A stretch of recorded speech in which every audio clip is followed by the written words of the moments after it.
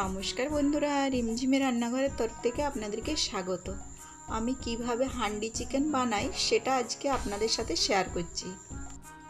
এখানে চিকেন আছে 600 গ্রাম। এর মধ্যে লবণ দিয়ে দিচ্ছি,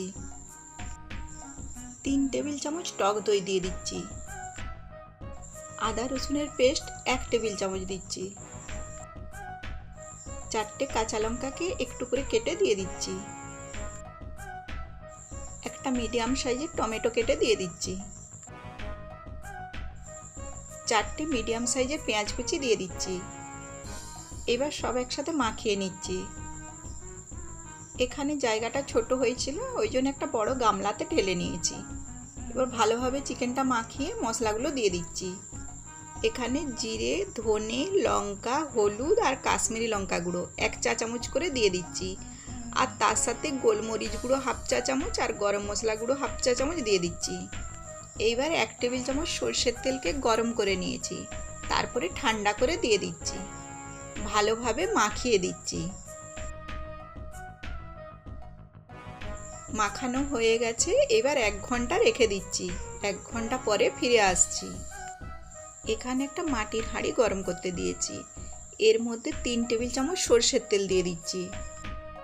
তেল গরম হয়ে গেছে, এবার এর মধ্যে 3টে এলাচকে ফাটিয়ে দিয়ে দিচ্ছি আর 2-3 টুকরো দারচিনি দিচ্ছি, লবঙ্গ 5-6টা দিয়ে দিচ্ছি, একটা বড় এলাচ আর 1 চা চামচ গোটা জিরে দিয়ে দিচ্ছি।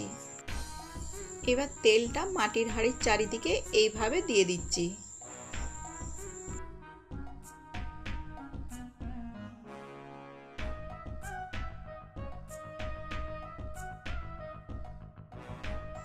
এবার ম্যারিনেট করা চিকেনটা দিয়ে দিচ্ছি।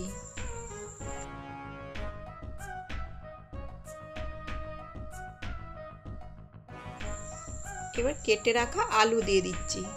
আলুগুলো কোনো রকম ভাজার দরকার নেই।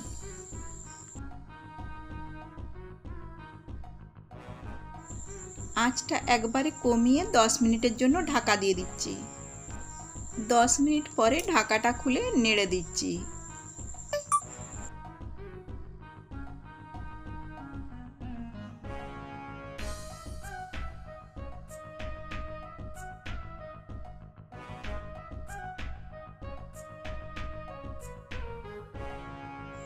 ভালো করে নেড়ে চেড়ে আরও 10 মিনিটের জন্য ঢাকা দিয়ে দিচ্ছি।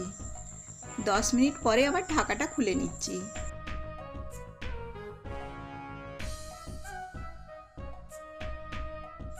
আবার নেড়ে চেড়ে 10 মিনিটের জন্য ঢাকা দিয়ে দিচ্ছি।